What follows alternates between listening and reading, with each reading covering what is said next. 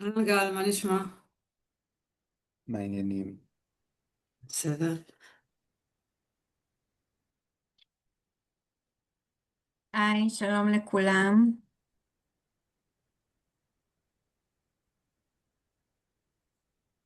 אהלן.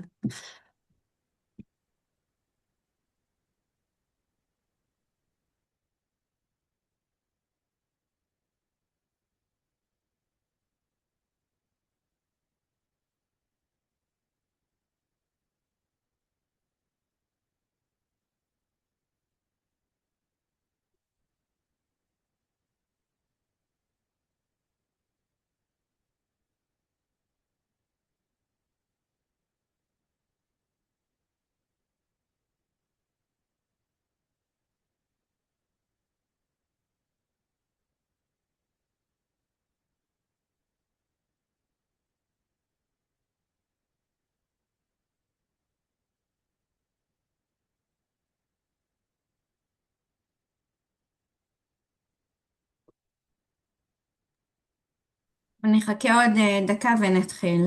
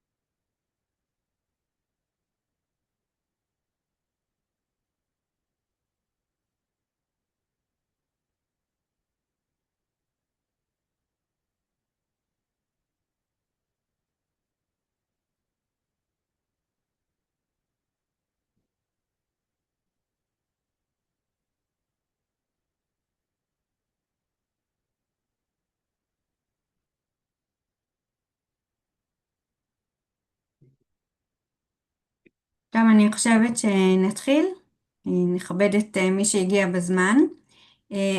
שלום לכולם, אנחנו ממש שמחים אה, לפתוח בבוקר יום חמישי החמישי האחרון של שנת 2025, בוובינר השני שמחנו שגל הראל אה, בחר והסכים לדבר בוובינר שלנו. כמה מילים לפני שמתחילים, למי שלא מכיר, הפורום הישראלי לכלכלת סביבה הוקם בעצם במרץ 25. הפורום הזה, המטרה שלו באמת לקשר ולחבר בין אנשי אקדמיה, תעשייה ורגולציה, כמובן עם בעלי עניין נוספים. המטרה שלנו זה באמת לקדם גם שיתופי פעולה, גם את ההבנה והיישום וההפנמה של תחום כלכלת הסביבה, גם בחברות, בארגונים, וכמובן לפתח סטודנטים לתארים מתקדמים בתחום הזה. אז אנחנו שמחים גם להשיק את האתר שלנו, שאתם תוכלו לקבל קישור אליו גם אחר כך. זה האתר החדש, IEE.org.il. אתם יכולים לראות פה את לפחות את ההתחלה של הפעילות של הפורום.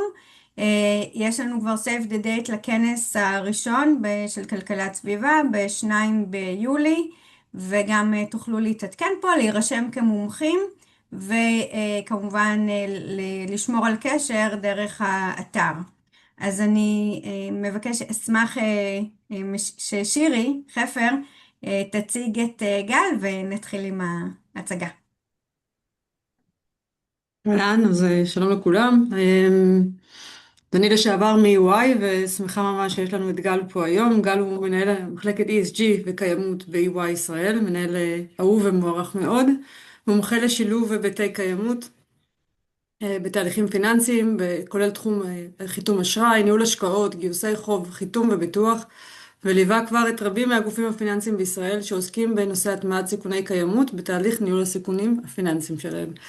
גל ידבר איתנו על האופן שבו גופים פיננסיים מתייחסים היום לסיכונים והזדמנויות בתחום בתחום הקיימות, וגם ייתן כלים פרקטיים ומודלים שפותחו במחלקה שלו. אז גל, יאללה, מחכים לשמוע.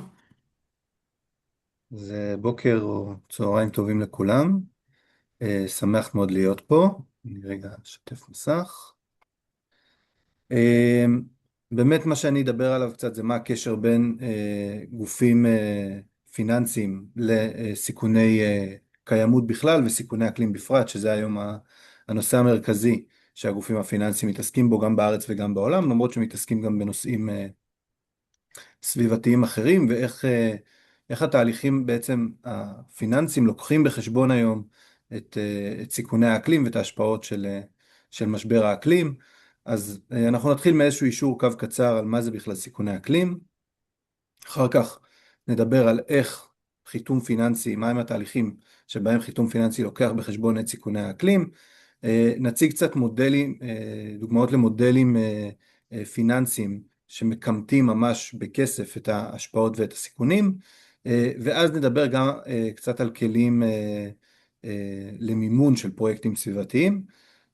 אני אגיד מראש שזה עולם תוכן שהוא מאוד מאוד עשיר ומאוד מאוד רחב, ואפשר להכין עליו כמה וכמה קורסים באוניברסיטה, ויש לנו היום רק 50 דקות, אז זה יהיה יותר תפריט טעימות כזה, ומי שזה מעניין אותו להתעמק, כמובן מוזמן לפנות אחר כך בפרטי. אז נתחיל רגע מה זה בכלל סיכוני אקלים, אוקיי? בעולם יש היום משבר אקלים, אני מניח שלמי שנמצא פה לא צריך להגיד את זה, אבל בדרך כלל כשמדברים עם גופים פיננסיים כן חשוב להתחיל בסטייטמנט הזה, והם מייצרים לנו שתי קטגוריות של סיכונים.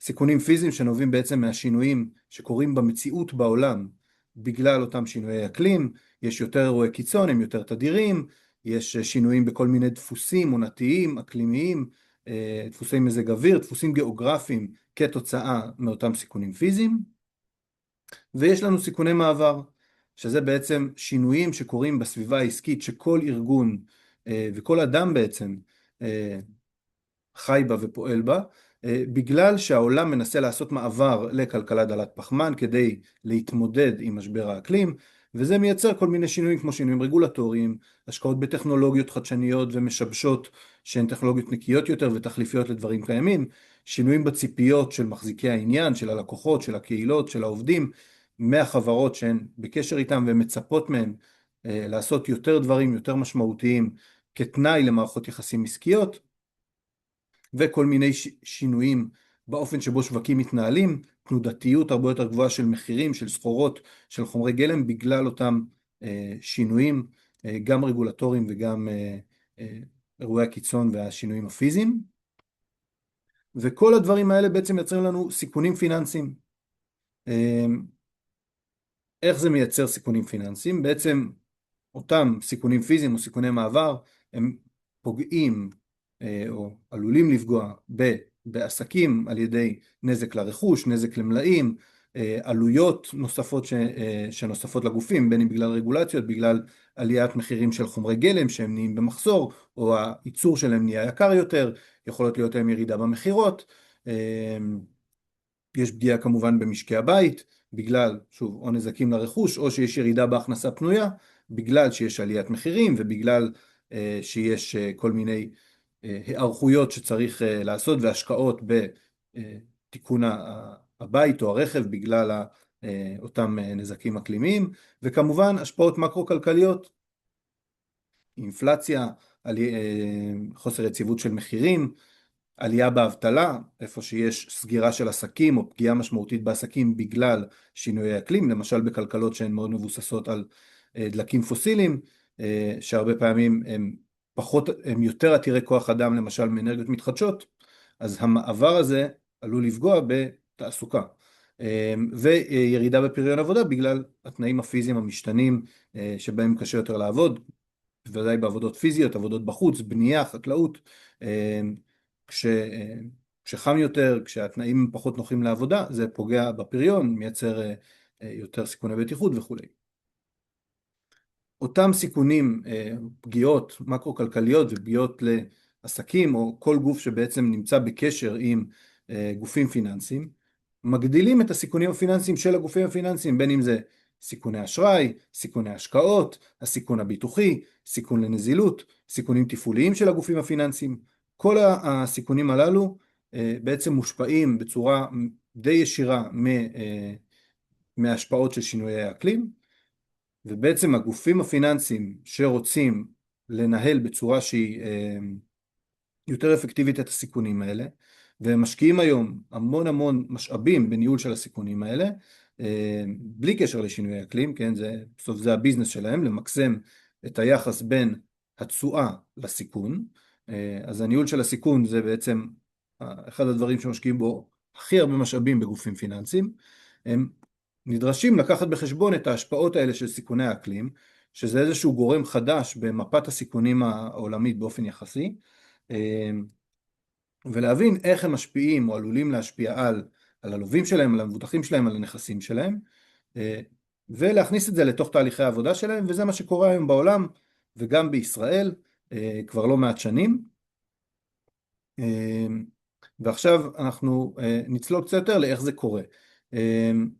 אני אתחיל רגע, כמובן שבכל סוג של פעילות פיננסית התהליך נראה שונה, כי יש חשיפות אחרות, בין אם בסיכונים ובין אם בהזדמנויות, ותהליך החיתום הוא מלכתחילה שונה, ולכן צריך להטמיע את סיכוני האקלים או הקיימות בצורה שונה. אז נתחיל רגע מהנושא של השקעות, שבעולם זה משהו שהוא מאוד מאוד משמעותי, בישראל קצת פחות, אבל עדיין קיים, ויש גם רגולציה לגופים המוסדיים בארץ, לגבי השילוב של היבטי קיימות בניהול הפורטפוליו שלהם, וניהול ההשקעות. יש בעצם כמה סוגים של אסטרטגיות השקעה שמשלבות היבטי קיימות, שהן לוקחות בחשבון גם היבטים של סיכון, אבל גם היבטים של הזדמנות, בניגוד למשל לתחום של ביטוח או אשראי, שהם הרבה יותר ממוקדים על נושא הסיכון, בגלל שההזדמנות פחות מעניינת אותם, פחות משפיעה על הביצועים הפיננסיים בתהליכים הפיננסיים האלה. אז אנחנו נעבור על זה ככה שוב בקצרה. יש את הנושא של אינטגרציה, זה בעצם הגישה הכי מקובלת.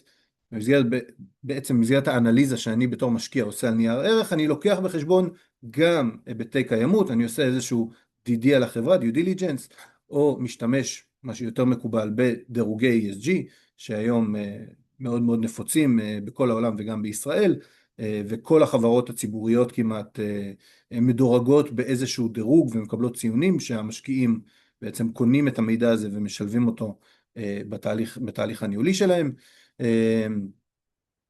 יש אסטרטגיות של סינון, בין אם סינון שלילי או סינון חיובי, שבעצם אני משקיע רק במי שעומד באיזשהו סטנדרט, בין אם זה סטנדרט שהוא מאוד מאוד גבוה בסינון החיובי, אני רוצה להשקיע רק במישהו הכי טוב בקיימות, או סינון שלישי, אני רוצה שכולם יעמדו באיזשהו רף מינימום, ואני לא משקיע במי שלא עומד ברף מינימום. יש לנו את הכלים של השקעות תמטיות, זאת אומרת אני בונה איזושהי קרן, או איזשהו מסלול השקעה שהוא ייעודי לנושא קיימות מסוים, או לקיימות בכלל. יש לנו את הכלי של יעדי תמהיל, אני רוצה שיהיה לי בתיק, בכל הפורטפוליו שלי, איזשהו תמהיל מסוים של ביצועי קיימות, או חברות מתחום הקיימות, ואני מגדיר לזה ממש יעדים, ואני מחויב לעמוד בזה. ועוד כלי שהוא גם מאוד מאוד מקובל, וגם מאוד מאוד אפקטיבי, זה הנושא של בעלות אקטיבית. איך אני בתור משקיע מנצל את הכוח שלי מול החברה, בתור בעל מניות, בין אם בכלים פורמליים של הצבעה באספות בעלי מניות, ובין אם בכלים בלתי פורמליים של תקשורת שוטפת עם החברה, כדי להניע אותה לעשייה יותר משמעותית בתחום הקיימות, ולשפר את הביצועים שלה. עכשיו,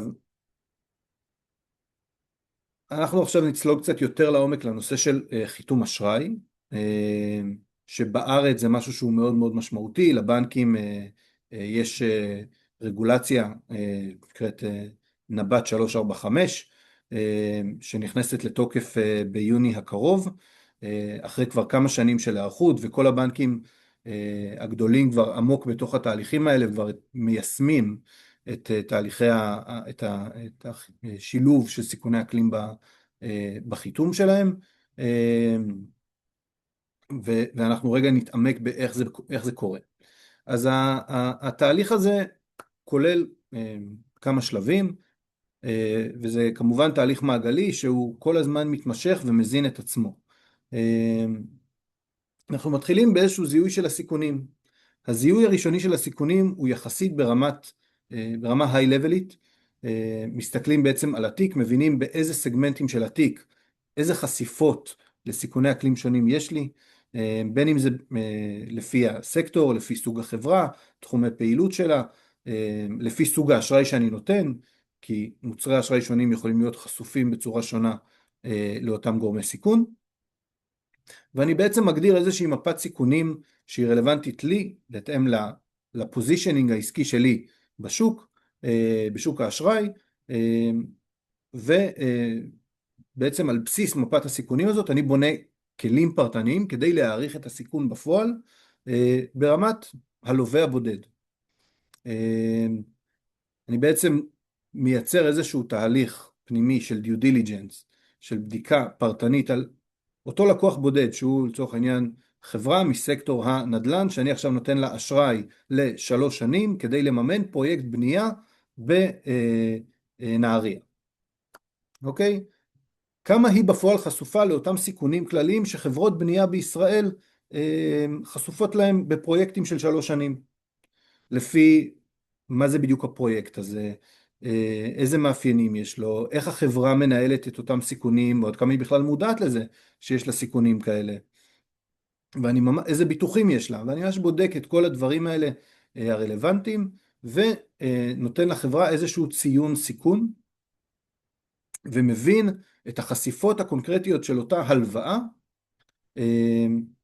אל מול סיכוני האקלים, וסיכוני קיימות אחרים, איפה שזה באמת רלוונטי ומשפיע, יכול להשפיע על סיכון האשראי בסוף, כן, בסוף אני מזכיר שמבחינת הבנק, מה שמעניין אותו זה שהכסף שלו יחזור אליו, כן, הוא נתן הלוואה, הוא רוצה לוודא שהלווה מחזיר את ההלוואה, ומסוגל להחזיר את ההלוואה, ושלא יהיו כל מיני אירועים, ביניהם אירועי אקלים, שימנעו ממנו להצליח לעשות את זה. אז אחרי שהבנתי מה החשיפות שלי, אני מתחיל לייצר את אותם מיטיגציות לסיכון. זה יכול להיות כל מיני כלים שיש לי, ובנקים באופן כללי, שוב, זה לא דברים שהומצאו עבור סיכוני האקלים, זה דברים שהבנקים עושים בשוטף במסגרת ניהול סיכוני האשראי, והכלים האלה פשוט הותאמו לסיכונים החדשים האלה. אז המיטיגציות יכולות להיות העלאה של הריבית, אני מתמחר את הסיכון ואני גובה עליו כסף לפי כמה שאני מעריך שהסיכון הזה, שהסיכון האקלים מייצר לי סיכון עודף אצל הלווה. אני יכול לדרוש מהלווה עוד בטוחות, עוד ערובות לזה שגם אם תהיה איזושהי תקלה, הכסף עדיין יחזור אליי, בין אם זה שיעבודים ובין אם זה דרישה לעמוד בכל מיני יחסים פיננסיים מסוימים שהם יותר מחמירים מחברה שהיא פחות חשופה. מה שאני אדרוש מחברה שהיא פחות חשופה. זה יכול להיות דרישה לשפר כל מיני ביצועים סביבתיים, או לייצר כל מיני תוכניות הערכות לאותם סיכונים, כדי לוודא שוב שהכסף יחזור אליי. ואחרי שהגדרתי את המיטיגציות האלה, נכנסות להסכם ההלוואה כמובן, זה דברים מחייבים, זה לא איזושהי המלצה או משהו שהוא נשאר באוויר, זה דברים שבסוף יורדים לפסים מאוד מאוד קונקרטיים, ואני כל הזמן עוקב אחרי הביצועים של החברה, אחרי החשיפות שלה לתחום האקלים, אחרי באמת כמה היא מיישמת, היא עומדת באותן דרישות שהגדרנו, וכשאני עושה את זה גם כל הפורטפוליו שלי, אני יכול לראות האם זיהוי הסיכונים שעשיתי בהתחלה הוא אכן נכון, האם הסיכונים שזיהיתי הם אכן רלוונטיים והם מתממשים, או שיש סיכונים אחרים שלא זיהיתי, ולעדכן את מפת הסיכונים שלי ואת התהליכים שלי וכו' וכו'. אז איך רגע זה נראה ברמת חברה, אוקיי? יש לנו, לכל חברה, יש איזשהו ציון של סיכון שורשי, אוקיי, סיכון מובנה, ששוב, כמו שאמרנו, זה נובע ממפת הסיכונים הכללית, זה בדרך כלל מבוסס על סקטור, גודל, אלה בעצם הפרמטרים שיקבעו את זה. הסיכון השורשי, על איזושהי סקאלה, שהיא סקאלה איכותנית. דרך אגב, בעולם הפרקטיקות האלה הן כבר הרבה יותר סטטיסטיות, ומשתלבות ממש בתוך המודלים הסטטיסטיים של הבנקים, וכל הערכות הן הרבה הרבה יותר כמותיות. בישראל אנחנו עוד לא שם, ואנחנו נגיע לשם בהמשך, ככל שהתהליך הזה יהיה יותר ויותר מוטמע, ויהיו יותר נתונים שאפשר להשתמש בהם. הסיכון השורשי בעצם מתחלק לשתי קבוצות. יש סיכון שאני יכול לנהל, ויש סיכון שאני לא יכול לנהל. אוקיי? סיכון שאני לא יכול לנהל, זה למשל זה שאם אני חברה שעוסקת בדלקים פוסיליים, בסדר? ובהינתן שאנחנו לא הולכים להפוך חברת דלקים פוסיליים לחברת אנרגיה מתחדשת, אלא היא תישאר חברת דלקים פוסיליים, יהיו רגולציות על דלקים פוסיליים בגלל סיכוני מעבר, ותהיה ירידה בביקוש לדלקים פוסיליים לאורך זמן. אפשר להתווכח על באיזה קצב זה יקרה, וזה תלוי בהרבה מאוד גורמים, אבל יש פה איזשהם סיכונים שהם מובנים, הם אינרנטיים לסקטור, אין לחברה מה לעשות איתם כל כך. ויש סיכונים שהיא יכולה לנהל, למשל, להחליט אם לקחת פרויקט בנייה במקום שהוא מסוכן או לא לקחת אותו. למשל, לייצר כל מיני תוכניות מיטיגציה לכל מיני סיכוני המשכיות עסקית שקשורים לשינוי אקלים, או לשפר את הביצועים הסביבתיים שלה כדי לצמצם כל מיני חבויות, ממשיות או פוטנציאליות וכו'. ובעצם החברה יכולה לזוז בציון שלה על הסקאלה של הסיכון שהיא יכולה לנהל. על בסיס תהליך הדיו דיליג'נס, אני בעצם מנהל את הסיכון, אני מעריך את רמת ניהול הסיכון של החברה, וכמה היא חשופה בפועל לאותם סיכונים, שוב, הסיכונים הכלליים של הסקטור, ועל בסיס זה אני מעריך את הסיכון השיעורי. הגרף הזה, הסיכון השיעורי זה הסיכון בעצם בפועל הפרטני של החברה, אחרי כל הבקרות שהיא מיישמת, או הכלים שהיא מתנהלת בהם כדי לנהל את הסיכון בצורה יותר טובה. דרך אגב, הרבה פעמים לא במודע, זאת אומרת, זה לא בגלל שהחברות עושות כל מיני דברים כדי להיות טובות יותר בהיבטי קיימות, או להיות ערוכות יותר לשינוי אקלים, הרבה חברות בכלל לא מודעות לזה, אבל זה פשוט דברים שיש להם רציונל עסקי מאוד מאוד משמעותי, והם גם מפחיתים את הסיכון לאותם סיכונים, אותם סיכוני אקלים. והסיכון השיעורי זה בעצם הדירוג שאיתו החברה יוצאת איתו הבנק בעצם בו הוא משתמש כדי לנהל את אותם סיכונים ולהעריך עד כמה אותה חברה חשופה בפועל לסיכוני אקלים, וזה משתלב בבקשות האשראי של החברה ובדיונים בכל הוועדות והאישורים וכל הידע הזה שנצבר על רמת החשיפה של החברה והמיטיגציות שהיא תדרוש וכו'. עכשיו, למה שגופים פיננסיים בכלל יעשו את זה? קודם כל, יש פה סיכונים אמיתיים שצריך לנהל, יש פה ממש חשיפה משמעותית לחברות הריאליות ובהתאם גם לגופים הפיננסיים. בחלק מהמקומות זה יותר משמעותי, בחלק זה פחות, אבל בטח כשאנחנו מסתכלים על מימונים או השקעות שהם ארוכי טווח ושהם מתמשכים, יש פה, הסיכונים יכולים להיות מאוד מאוד משמעותיים, זה גם עולם תוכן שבסוף גופים פיננסיים לא מומחים בו, בסדר? בניגוד להרבה מאוד סיכונים פיננסיים שהם מרגישים איתם מאוד בנוח ומנהלים אותם כבר בנקים מאות שנים לצורך העניין. הדבר הזה הוא דבר חדש, זה דורש לצבור הרבה מאוד דאטה כדי לשכלל את כל היכולות והמודלים ולהיות יותר שמרנים באופן שבו אני מנהל את הסיכון, כדי שאני אהיה ערוך בצורה אפקטיבית יותר לסיכון כשהוא מתממש, לפחות בשלב הראשוני הזה.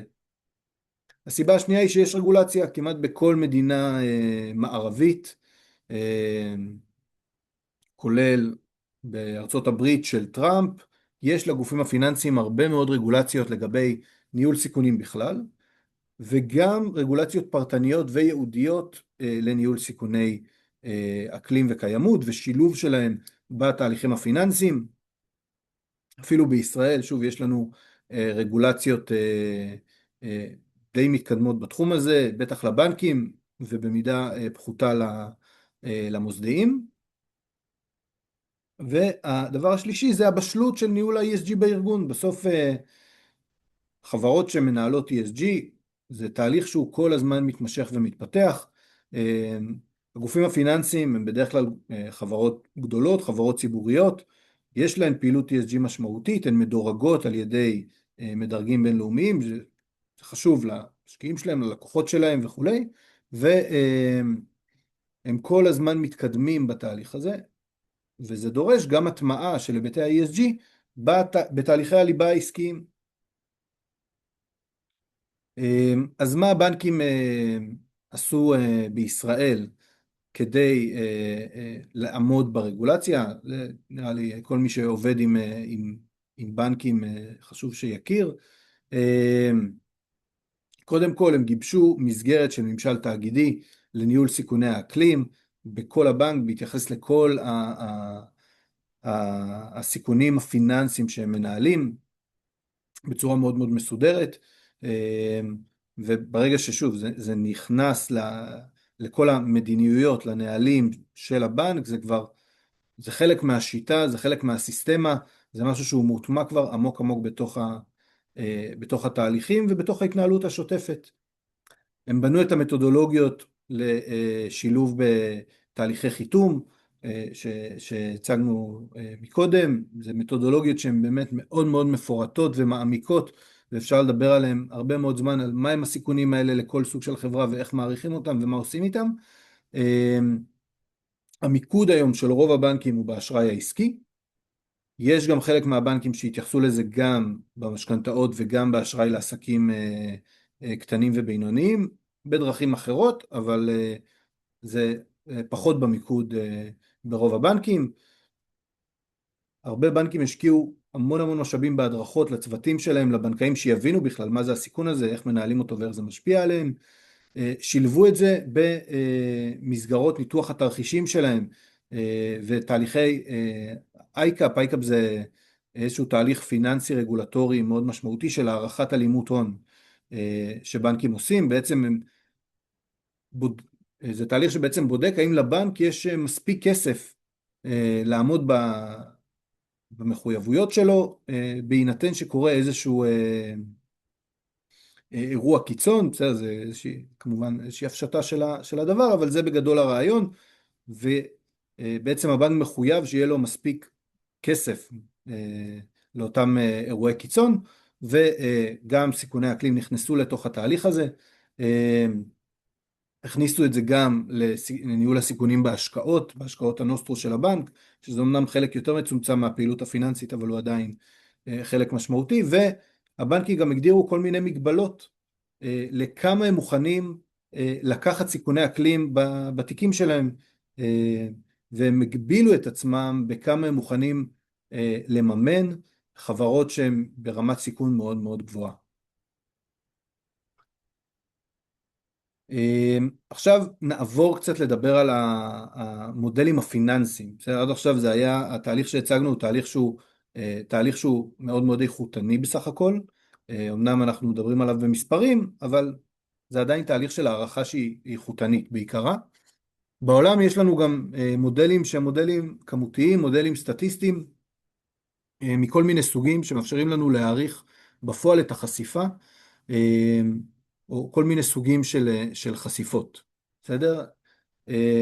הסוג הראשון של המודלים הם מודלים מקרו-כלכליים. בעצם יש לנו היום תחזיות פיננסיות לאיך תרחישי אקלים שונים. זאת אומרת, תרחיש אקלים זה בעצם תרחיש שבו העולם מצליח להגביל את היקף הפליטות או את ריכוז הפחמן באטמוספירה לרמה מסוימת, או לא מצליח. תרחיש של נט זירו, תרחיש של business as usual, תרחיש של המשך עמידה בתוכניות ההפחתה הקיימות שיש למדינות וכו'. יש כל מיני תרחישים שמפותחים בעצם על ידי גופים בינלאומיים, גם גופים מדעיים וגם גופים פיננסיים. ובעצם יש היום תחזיות לכל מדינה, בכל תרחיש, כמה השפעה תהיה על, לתרחיש על כל מיני מדדים מקרו-כלכליים, כמו תוצר, אבטלה, צמיחה, פריון, לפי אותם מאפיינים של התרחיש, ובעצם את האוטפוט הזה של התחזיות אפשר להכניס למודלים מקרו-כלכליים שגוף פיננסי משתמש בהם, כדי להבין כמה התרחישים וסיכוני אקלים, כמה הם ישפיעו על סך הצמיחה, שזה כמובן משהו שמשפיע על התחזיות של הבנק. יש לנו מודלים של חיזוי של הפסד או של נזק ברמה פרטנית או ברמה קבוצתית, איך איזשהו משתנה אקלימי מסוים יכול להשפיע בסוף על ביצועים פיננסיים של חברה בטווח זמן קצר, בינוני וארוך. אנחנו תכף נציג דוגמה מאוד מפורטת למודל כזה שמדבר על משתנה ספציפי של מס פחמן, אבל יש מודלים כאלה גם לכל מיני אירועי קיצון, או שינויי טמפרטורה, איך הם ישפיעו ממש על נכס בודד, על הכנסות של חברה, על מחירים של ביטוח וכו' וכו'. ויש לנו מודלים של התאמה למודלים של הערכות שווי. בעצם היום הערכות שווי הרבה פעמים לא לוקחות בחשבון את סיכוני האקלים שיכולים מאוד להשפיע על התזרימים החזויים, ולא לוקחים בחשבון בהיוון של שווי הנכסים את שינויי האקלים, ויש היום מודלים שמאפשרים לעשות גם את זה. אז עכשיו אנחנו נצלול רגע לדוגמה אחת פרטנית למודל פיננסי שחוזה השפעה של מס פחמן על ביצועים פיננסיים של חברה. זה מודל סטטיסטי מאוד מאוד מורכב שיושם על ידי אחד הבנקים בישראל, וזכיתי להיות חלק מהתהליך הזה יחד עם צוות מחול. זה מודל שכמובן פותח לא בארץ, ובואו רגע נראה איך זה עובד. יש לנו את מחיר הפחמן, בסדר? בתרחישי אקלים שונים יש לנו מחיר שונה לפחמן, בין אם בגלל רגולציה ובין אם בגלל דרישה וולונטרית בסקטורים מסוימים של חברות להכיר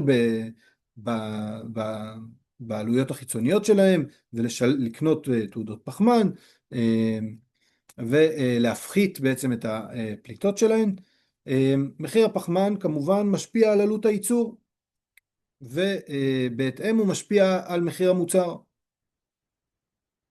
ואז אנחנו נכנסים לאיזשהו תהליך, תהליך כלכלי של מחיר המוצר משפיע על הביקוש, שמשפיע על היקף הייצור, שמשפיע בתורו שוב על מחיר המוצר וכו' וכו', עד שאנחנו מתכנסים לאיזשהו שיווי משקל חדש, שיכול לקחת תקופה מסוימת,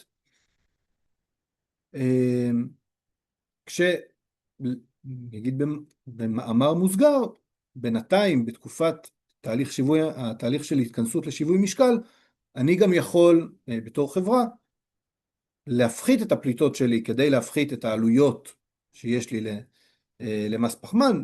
בכל סקטור היכולת שלי להפחית היא משתנה, בכל מדינה היכולת שלי להפחית היא משתנה,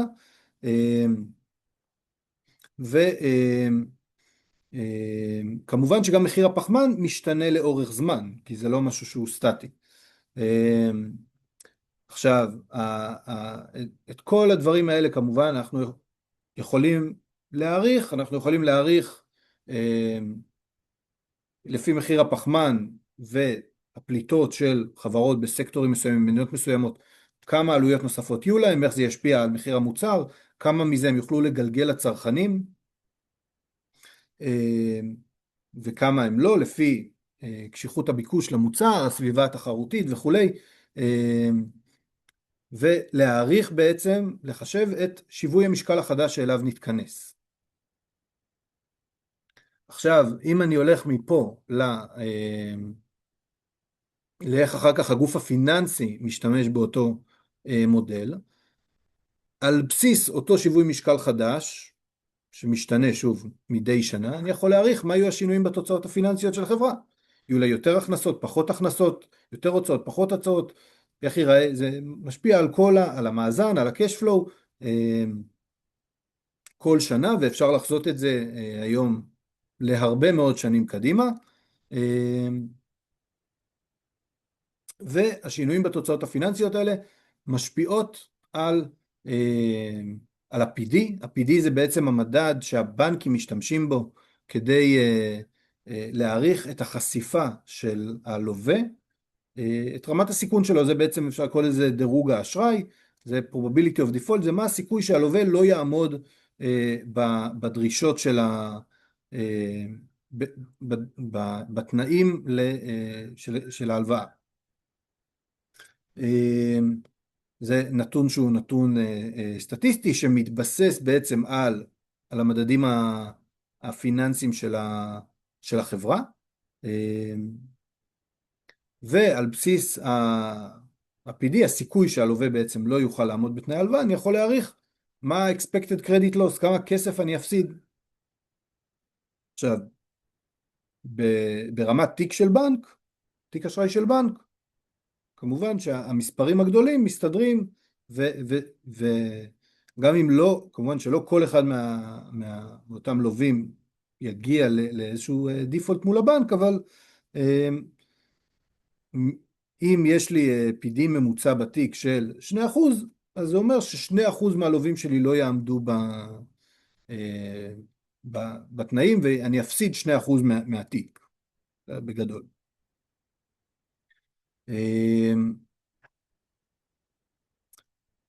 יש שאלות, דרך אגב, עד כאן? כן, יש כמה שאלות בצ'אט. שאלו כמה חברות ישראליות עברו ל-ESG, וזהו בערך. ולי יש שאלה. אוקיי, כן. כמה חברות ישראליות עברו ל-ESG? אני לא כל כך בטוח מה זה אומר, אבל יש הרבה מאוד חברות ישראליות שמנהלות ESG, משקיעות בזה הרבה מאוד משאבים, מדווחות, מגלות מידע. זה כבר נהיה ממש פרקטיקה נפוצה בישראל. אז לי דווקא יש שאלה, בכל הנושא של המודלים שדיברתם, בעיקר המודלים המקרו-כלכליים, אז האם יש מודלים ספציפיים שאתם עובדים איתם, כמו דייס, רייס, מודלים אחרים בתחום של כלכלת אקלים? איזה מודלים? אני מנסה להבין. אנחנו עובדים בעיקר עם המודלים של ה-NGFS, שזה ה-NGFS זה איזשהו גוף בינלאומי של בנקים מרכזיים, שבעצם המטרה שלהם זה להטמיע את היבטי האקלים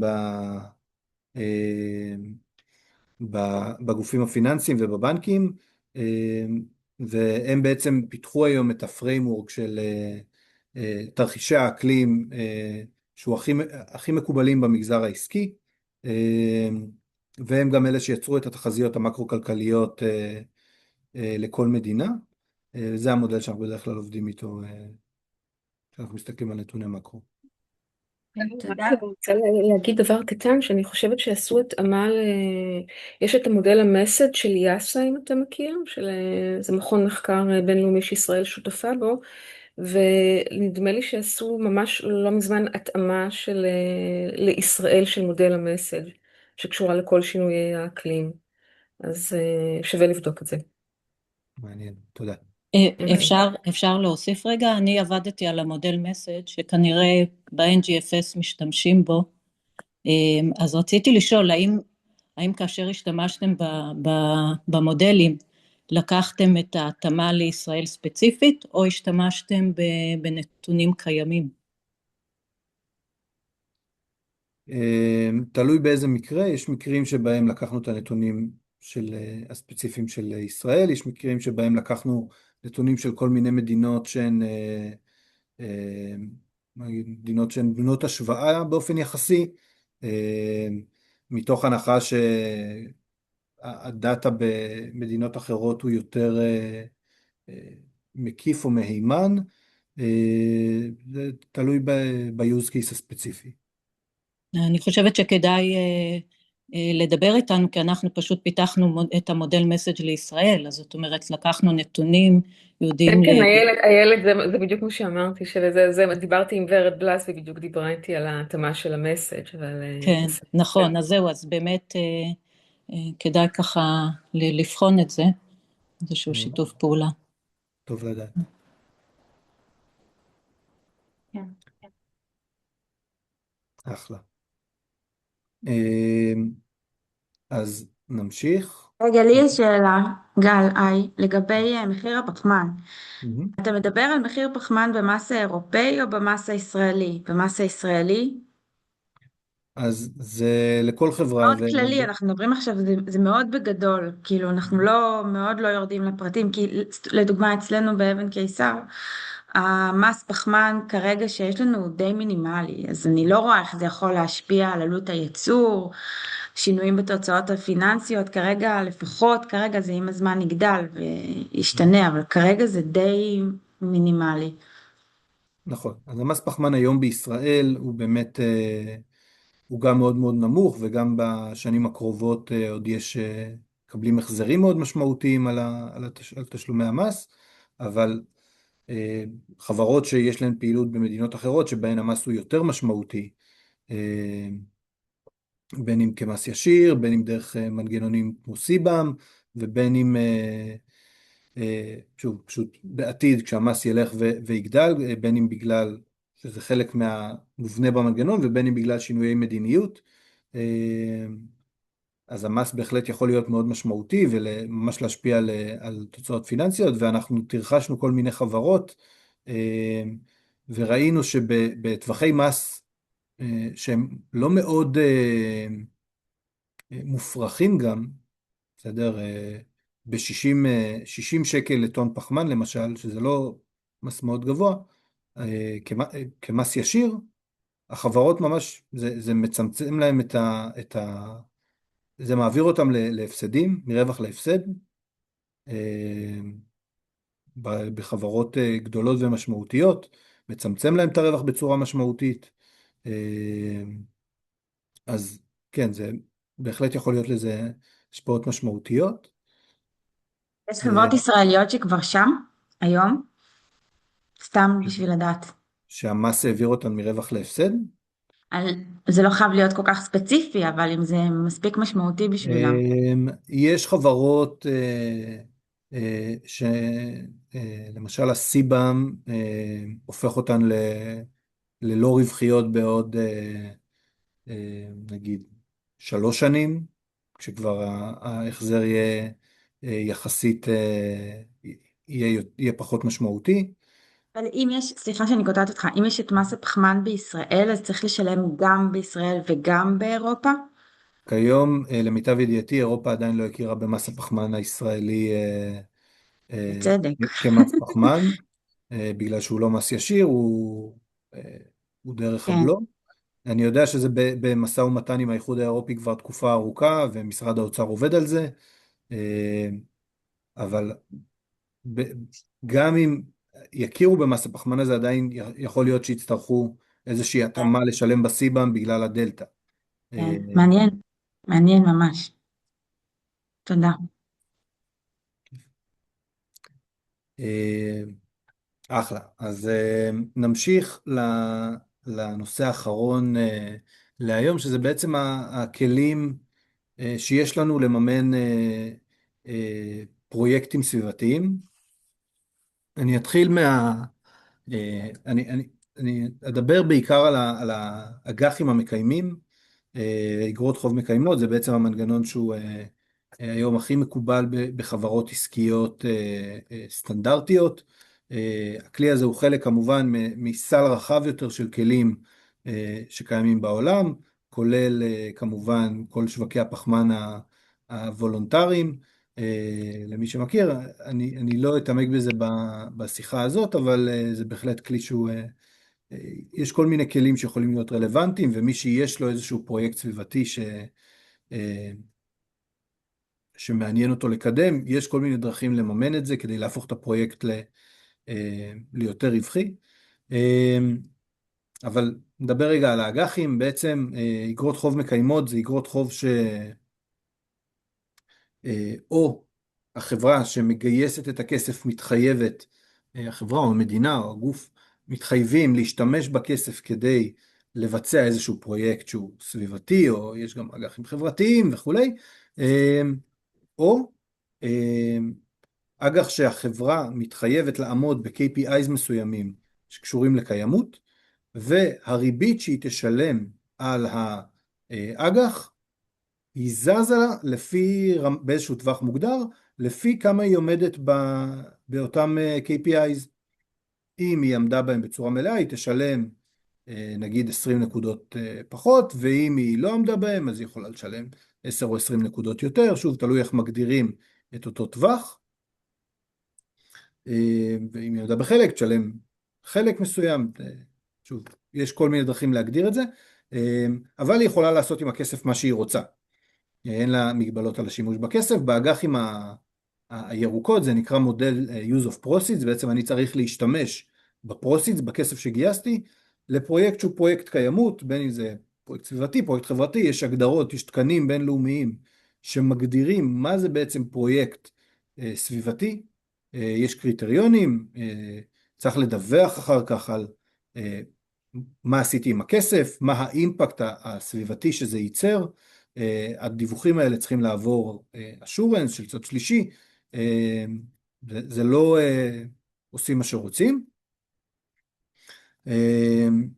ובעצם האג"חים האלה הם היום כבר כלי מאוד מאוד נפוץ בעולם, כלי מימון. הם תפסו תאוצה משמעותית ב-2021 כמו כל שוק ההון, והיום ומאז הם בעצם נשארו על בין 14 ל-16% משוק החוב הסחיר הגלובלי. רוב האג"חים האלה הם אג"חים של באמת ירוקים, אפשר לראות פה בגרף. זה הכלי הכי נפוץ, ורוב החברות הגדולות בעולם גייסו לפחות סדרה אחת כזאת,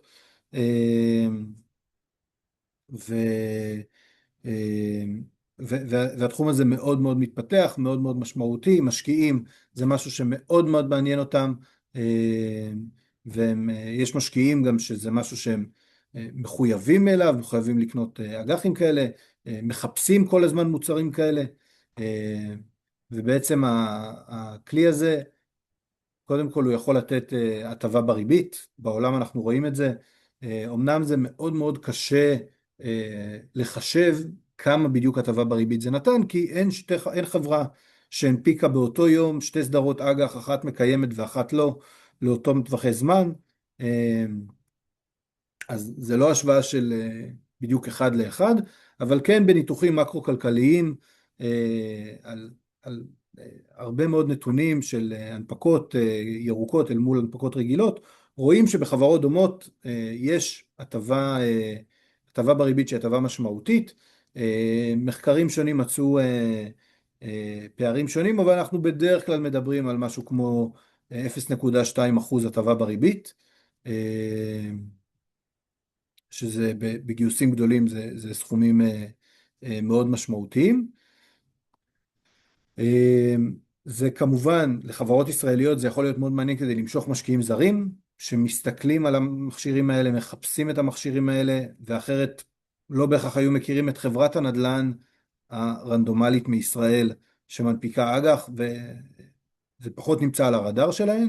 אבל חברה שתנפיק את המוצר הזה, זה בהחלט משהו שיכול לייצר עניין בקרב משקיעים זרים.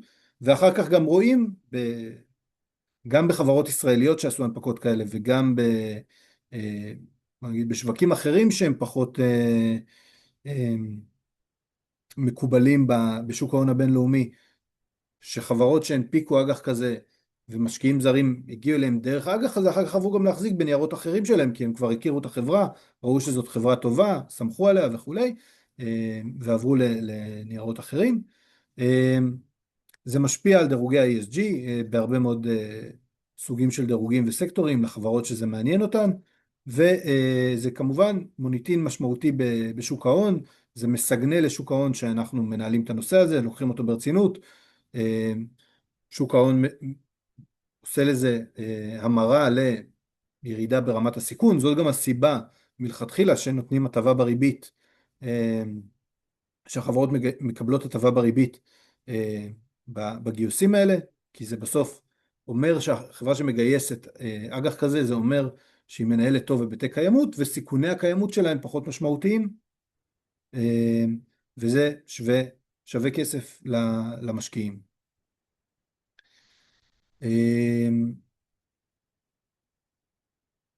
אז זהו, אני גם מזמין אתכם להיכנס לאתר החדש של הפורום. עד כאן תפריט הטעימות להיום, ובאמת מי שזה מעניין אותו, ממש מעניין אותם, ממש מוזמנים לפנות אליי. זה נושא שאני מאוד מאוד אוהב לדבר עליו, יש כאלה שאומרים שגם יותר מדי, אז זהו, מקווה שהיה לכם מעניין ומועיל, וזהו. היה מרתק, תודה רבה. אפשר רק שאלה קצרה, גל? אני לא מגיעה מהתחום כל כך של ESG, אבל מדברים על ESG ועל אחריות תאגידית באותה נשימה, זה אותו דבר, אחריות תאגידית סביבתית. זה ככה משהו שאני רואה שמדברים עליו interchangeably, ואני לא הצלחתי להבין אם זה אותו דבר.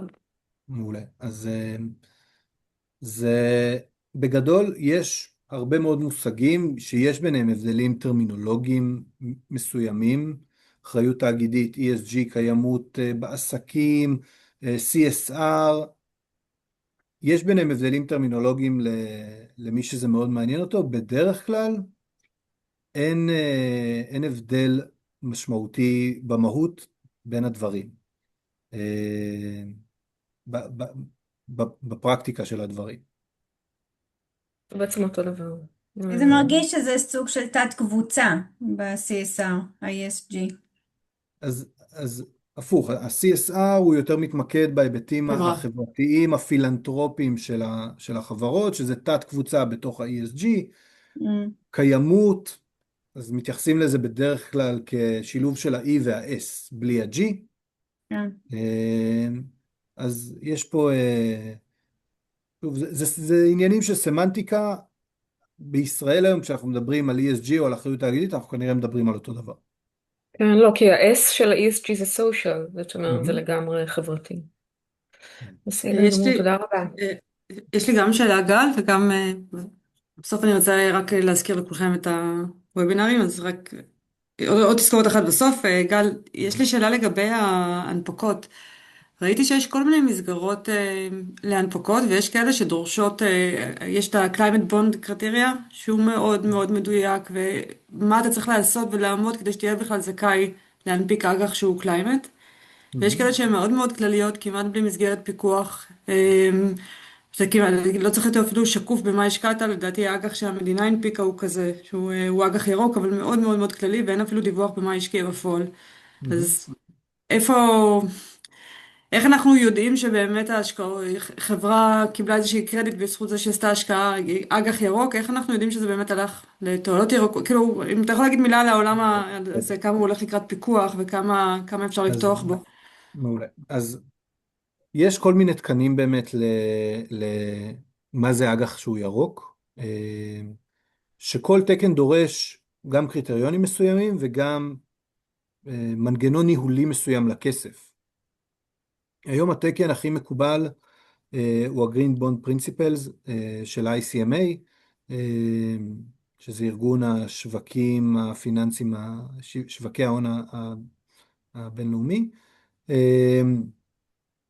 זה בעצם תקן שהקריטריונים שלו לפרויקטים סביבתיים הם מאוד גמישים, אבל הוא כן מחייב ניהול מאוד קפדני של הכסף. אם אני זוכר נכון, זה התקן שהמדינה השקיעה לפיו.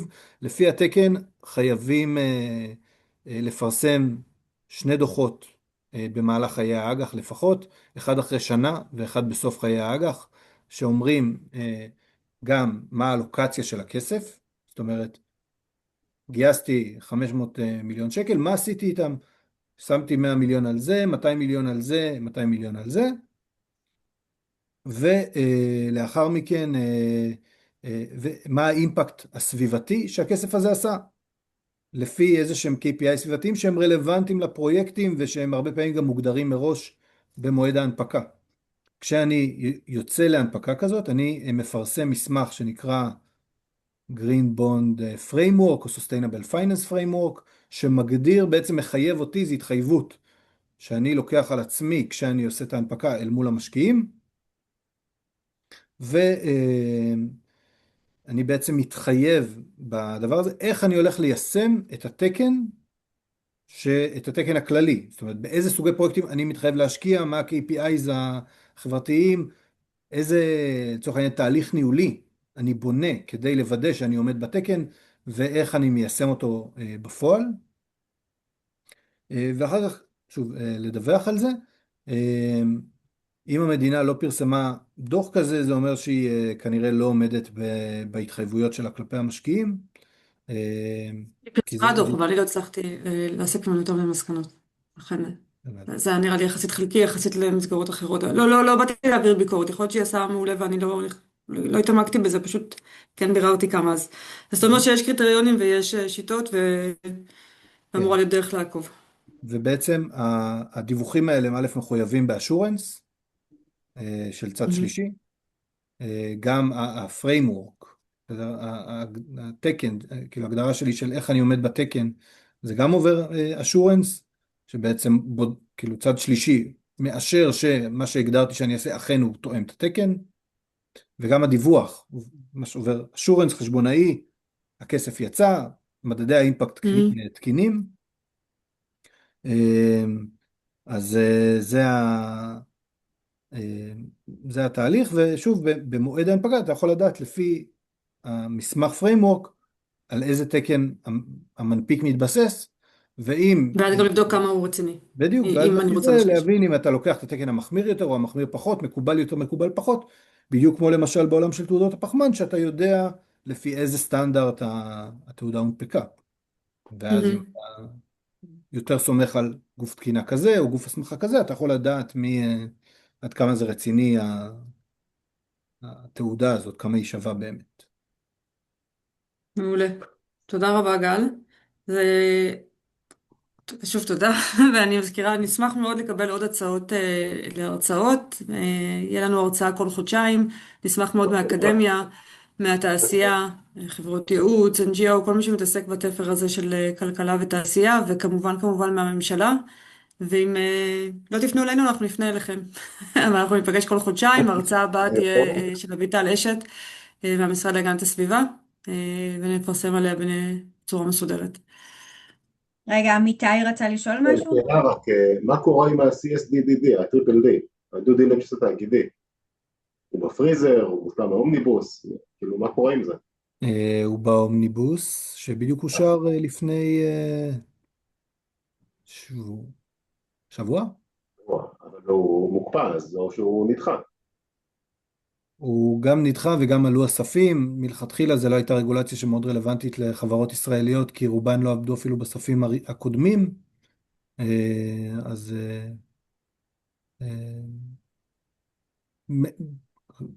אם יהיו חברות ישראליות שצריכות לעמוד ברגולציה הזאת, הן ממש ספורות. נקבל את זה דרך הלקוחות שלנו באירופה, אבל לא נצטרך לציית בעצמנו. תודה רבה. תודה רבה לכולם על ההשתתפות. תזכרו, ימי חמישי, חודש זוגי, היום חמישי האחרון של כל חודש בשעה 11, וובינר של הפורום, ומוזמנים להיכנס לאתר ולהתעדכן בחדשות הנוספות. אז תודה רבה גל על הזמן ועל ההרצאה המרתקת, והתבקשנו לשאול אם אפשר יהיה לקבל את המצגת, זה להחלטתך. בכל מקרה ההקלטה תהיה באתר הפורום. אז תודה. תודה רבה. תודה רבה. ביי ביי. תודה רבה. תודה לכולם.